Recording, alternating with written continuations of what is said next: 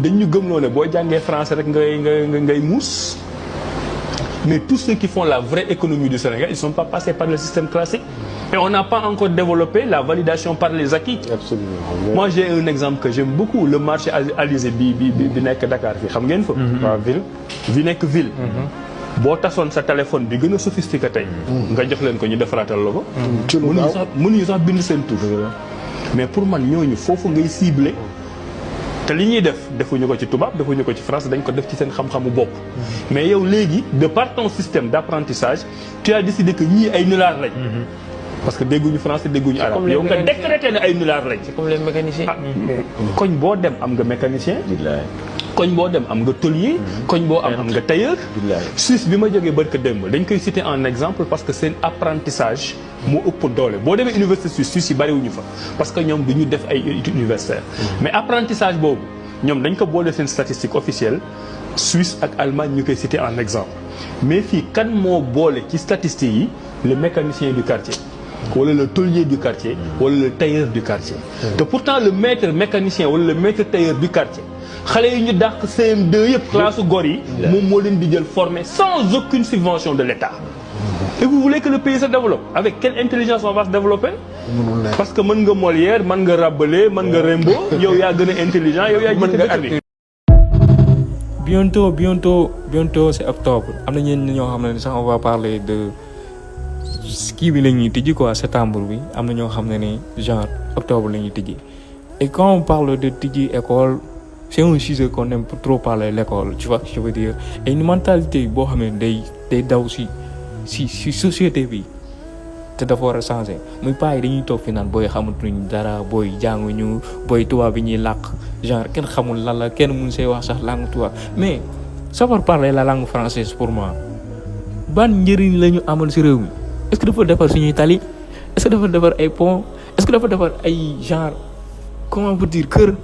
Est-ce que dafa defar suñu agriculture dafa defar suñu élevage est-ce que dafa defar yooyu yëpp savoir parler la langue française c'est juste savoir se communiquer avec les blancs savoir se communiquer dans la langue française di ko wax di ko bind mais compétence boobu l'acquérir c'est bien am ko c'est bien mais est-ce que dafa jàng français moo tax suñu dëkk di avancer donc faut pas ñiy jël critère boobu noonu bëgg a wax booy dégg ñii ils sont pas intelligents ou ils sont intelligents juste parce que le fait que mënuñoo wax français normal mais boo yaa ngi créé ay affaires yoo xam ne ni pas yi créé wuñu ko woon donc on peut dire que ces gosses sont intelligents mais il faut pas que ñuy attardé wu si loolu noonu ñu toog di rey suñu bopp naan booy yi nii dégguñu tubaab ils sont pas intelligents rey xale bi balaa moo dem fenn il faut qu'on change cette mentalité là.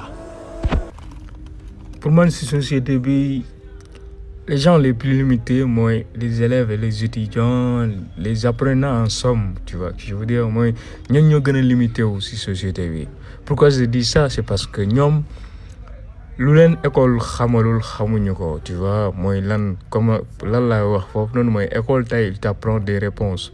Et si tu donnes autre chose que ces réponses que l'école te donne, c'est faux quoi. Donc tu es noté 0 à cette question. Donc yow, ce que tu es censé faire, c'est juste donner la réponse que l'école te donne. Donc, tu ne fais rien de créatif. Les plus moi, tu ne fais que copier et coller. Donc, les élèves ne font que copier et coller que ce que l'école leur donne. Donc, on ne forme pas les élèves à être créatifs, on les forme à être des reproducteurs, genre à reproduire la même chose qui a été créée déjà. Donc, rien de créatif, rien de créatif. De la maternelle à l'université, on ne forme pas les élèves à être créatifs, on les forme à être des reproducteurs, à reproduire les mêmes choses que les autres ont déjà fait. Donc, ces sociétés-là favorisent quoi? Ces sociétés favorisent une future génération qui est juste des consommateurs de matériel, des consommateurs même de connaissances, je peux dire. Donc, société boobu mënul avancer. École sénégalaise, ça, c'est facile à réussir pour moi, c'est facile à réussir parce que demandez-vous une capacité d'être créatif. Xam lu mu lay laaj capacité de retenir les choses, d'avoir une bonne mémoire. Mais loolu noonu dafa am processus pour nit mën a retenir benn affaire dafa am benn processus bu muy jaar pour mën a retenir affaire boobu noonu. jël par exemple benn série boo xam ne 1h30 lay durer à la récréation nga dégg booy di wax série bi ni mu demee yëpp te mën nañ ko seetaan 3 jours avant booy 90 minutes la ñuy seetaan ñëw di la nenter match bi laajal booy match Real City bi war a duggoo di mbëkk bal bi avec le centre de Carvajal laajal booy ça fait des années te pourtant mën nañ la nettali match bi yëpp. Donc là où le match de foot a réussi, l'école a échoué. Là où les séries ont réussi, l'école a échoué. Ouz, lay wax ci génération bi nii quoi, tu vois que je veux dire génération bi nga xam ne gars yi tout le temps dañ leen di critiquer et tout lay wax ci génération bi. Pour man génération bii nii nan laa koy tuddee léegi sax mooy génération Diomaye mooy Sonko, tu vois que je veux dire.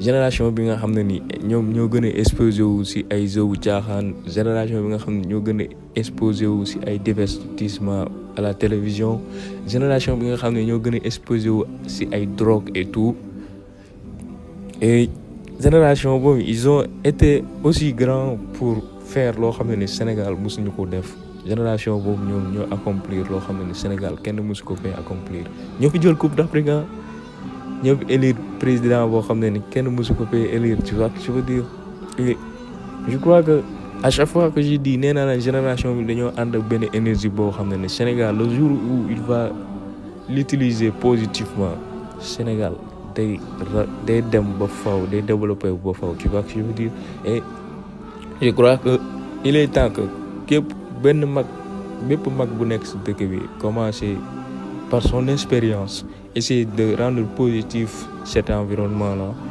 et que ñu fexe ba liggéey Sénégal jëm kanam quoi jaajëf Diomaye mooy Sonko. Je voudrais rappeler que s'il n'y a plus d'identité, il n'y a plus de diversité.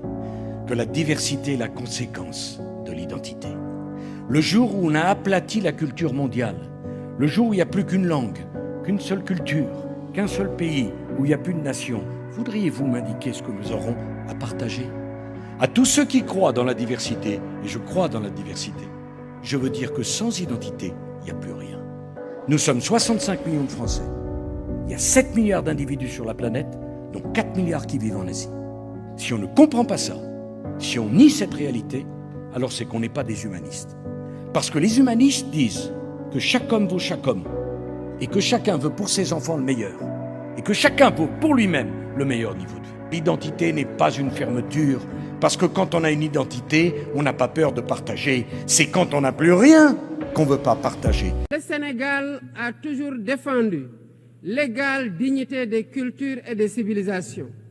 Et cette diversité doit continuer à être la base de la coexistence pacifique entre les peuples.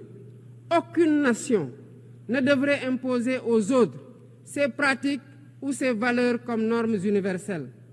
Le respect des différences est le fondement de la stabilité et de la paix dans le monde. Mesdames et messieurs, le Sénégal est fermement engagé dans cette voie. Ouz, si on te demandait de définir le mot identité, comment tu vas le définir? C'est pour moi, le mot identité, c'est défini comme le fait de savoir qui tu es vraiment. Nga xam yow yaay kan quoi. Comme ni ko benn mag bu baax doon waxee, nit da ngay xam sa bopp, gëm yàlla te bëgg sa bopp. Et l'exemple aussi que j'aime te donner de beneen mag bu baax bu doon wax aussi suuf Sénégal moo gën a nangu loo fi jiw dee sax ba si jikko quoi. Mooy am na nit ñu bëri bu ñu gisoon nit ñi di sol tuwéy yoo xam ne ni benn tànk la dañ koy copier quoi. Ils s'en foutent parce que amuñu identité ñoom xamuñu ñoom ñooy kan quoi tu vois. te boo xamul yow yaay kan tu te transformeras de ce que n'importe qui voudra que tu sois. Mais soo xamee yow yaay kan xam nga ki nga doonul quoi tu vois ce que je veux dire. boo xamee yow yaay kan xam nga ki nga doonul donc da ngay mën a nekk li ngay nekk mais boo xamul yow yaay kan rek genre ku jóge fële rek da lay mën a transformer quoi. Et l'exemple que j'aime donner mooy les vrais mourides je vais dire même les vrais mourides ñoom dañoo am identité ni ñuy solo ni ñuy waxee seen temps ci lan lañ koy passé et tout donc nit foog nga xam yow yaay kan. Ouz quand on te dit de définir la grandeur, comment tu vas le définir en fait?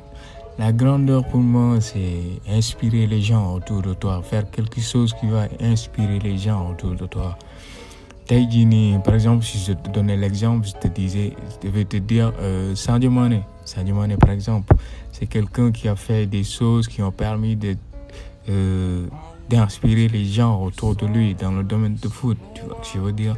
Donc, aujourd'hui, je crois que la génération Sénégal, Coupe d'Afrique, il a inspiré toutes les autres générations à faire la même chose que eux, de les motiver, quoi, tu vois que je veux dire. Ça, la vraie définition de la grandeur, c'est inspirer les gens autour de toi. Dire ben affaire bu ndaw nga ngandal ko ba mu ngand, tu vois que je veux dire. Et chemin bi nga jaar yëpp muy inspirer ñeneen pour nga yegg si foofu noonu.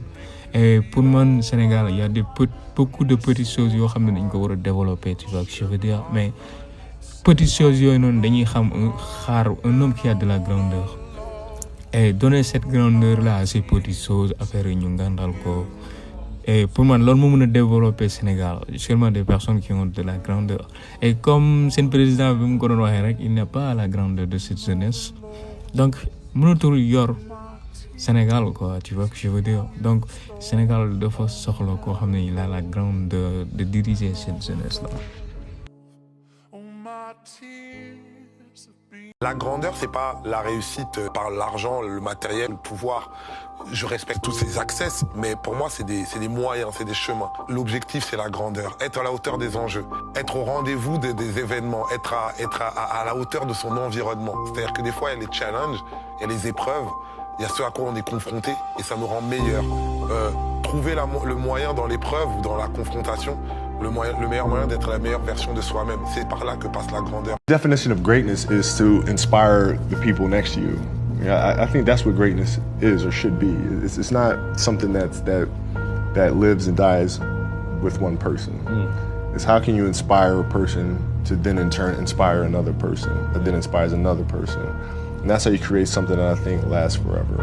And I think that's our challenge as people is to figure out how our story can impact others and motivate them in a way to create their own greatness.